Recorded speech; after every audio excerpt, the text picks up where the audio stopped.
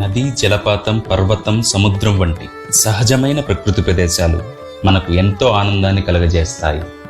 ఆలోచనలతో నిండిన మన మనస్సు కొన్ని క్షణాలు విశ్రాంతిని అనుభవిస్తుంది. అయితే ప్రకృతి మాత్రమే కాకుండా సమాధి స్థలము మరియు తీర్థస్థానం వంటి కొన్ని విశేష ప్రదేశాలు ఉన్నాయని మనం ఎప్పుడైనా ఆలోచించామా? అక్కడికి వెళితే మనకు చాలా బాగా అనిపిస్తుంది, ప్రశాంతంగా ఉంటుంది. మనము ఆత్మశాంతిని అనుభవిస్తాము. అక్కడ మనము చేసే ప్రార్థనలు ఫలిస్తాయి. ఆ స్థానాల యొక్క విశేషమేమనగా అక్కడ సమాధి అయిన మహాత్ముని యొక్క దివ్య శరీరము లేదా అతని ప్రాణశక్తి ద్వారా స్థాపించబడిన విగ్రహము నుండి వెలువడే దివ్య చైతన్యం యొక్క ప్రభావమే. ఆ స్థానములో విశ్వాసంతో ప్రార్థించిన ఏ భక్తుడి కోరిక అయినా నెరవేరుతుంది. అలాంటి అనేక చైతన్యవంతమైన స్థానాలతో నిండిన పుణ్యభూమి మన భారతదేశం. సృష్టిలో వర్తమానంలో ప్రవహించే చైతన్య ప్రవాహమే సజీవ సద్గురువు. వాస్తవానికి వారు ఎంచుకున్న భూమి లేదా వారి ఆధ్యాత్మిక సాధనా స్థలం శతాబ్దాల పర్యంతము సత్యాన్వేషకుల కొరకు దీపస్తంభాలుగా పనిచేస్తూ ఉంటుంది. హిమాలయ మహర్షి సద్గురువు శ్రీ శివకృపానంద స్వామీజీ ద్వారా భారతదేశంతో సహా ప్రపంచంలోని అనేక దేశాలలో సాధన కోసం స్థలాల ఎంపిక మరియు భవన నిర్మాణం జరుగుతున్నది. అక్కడికి వెళ్ళిన వారికి ఆత్మ సాక్షాత్కారము పొందడం సాధ్యమవుతుంది. ఆత్మ సాక్షాత్కారం అనగా తనను తాను తెలుసుకోవడం. మనము ప్రపంచంలో అన్నిటినీ తెలుసుకునే ప్రయత్నం చేస్తాము, కానీ మనల్ని మాత్రం తెలుసుకోము.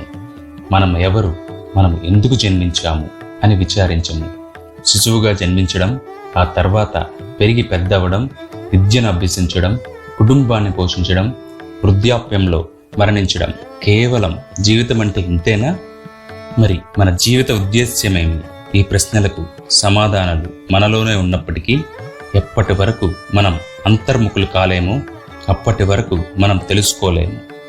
ఈ అంతర్ముఖ యాత్ర సిద్ధగురువు సాన్నిధ్యంలో మాత్రమే సాధ్యమవుతుంది.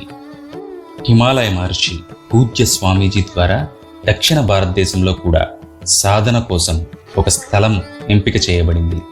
అక్కడ స్థాపింపబడే శాశ్వత గురుశక్తుల సాన్నిధ్యంలో ఆసక్తి గల అన్వేషకులకు అంతర్ముఖ యాత్ర సాధ్యమవుతుంది. శ్రీ శివకృపానంద స్వామి మఠం మానవ జాతికి ఒక ఉత్తమమైన సాధనా స్థలంగా ఏర్పడబోతున్నది. దక్షిణ కాశీగా ప్రసిద్ధి చెందిన పవిత్ర శివగంగా పర్వత శ్రేణుల సమీపంలో ఉన్న ఈ భూమి చుట్టుపక్కల అనేక తీర్థస్థానాలు మరియు సమాధి స్థలాలు విరాజమానమై ఉన్నాయి. పూర్వం అగస్త్య మహాముని తపస్సు చేసిన స్థలముగా ఈ క్షేత్రాన్ని పేర్కొంటారు.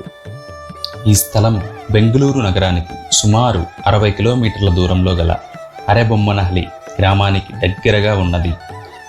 చిన్న చిన్న గుట్టలు, అందమైన చెరువులతో చుట్టబడి ఉన్న ఈ స్థలములో సమీప భవిష్యత్తులో ఒక గొప్ప ధ్యాన కేంద్రమును నిర్మించబోతున్నారు.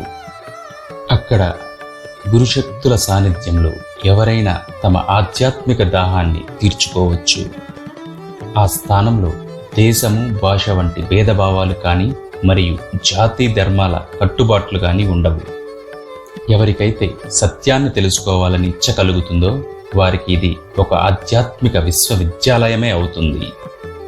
దక్షిణ భారతదేశ సాంస్కృతిక వారసత్వం ఆధారంగా ఈ మఠ నిర్మాణం జరగాలని సంకల్పించారు.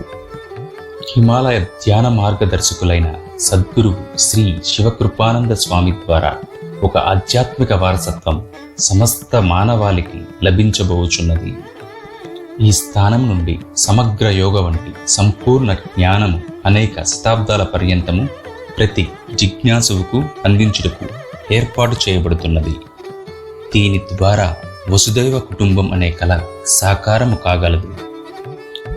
ఇటువంటి గొప్ప సాధన స్థానం యొక్క నిర్మాణంలో ప్రతి ఒక్కరూ పాలు పంచుకొని తమ సహృదయాన్ని వ్యక్తం చేయవచ్చు.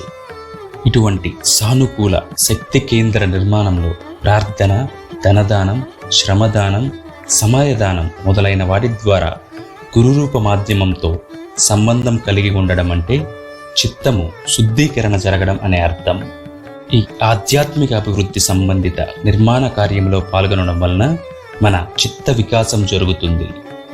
శ్రీ శివకృపానంద స్వామి మఠానికి సంబంధించిన పూర్తి సమాచారం కొరకు మీరు మమ్మల్ని సంప్రదించండి.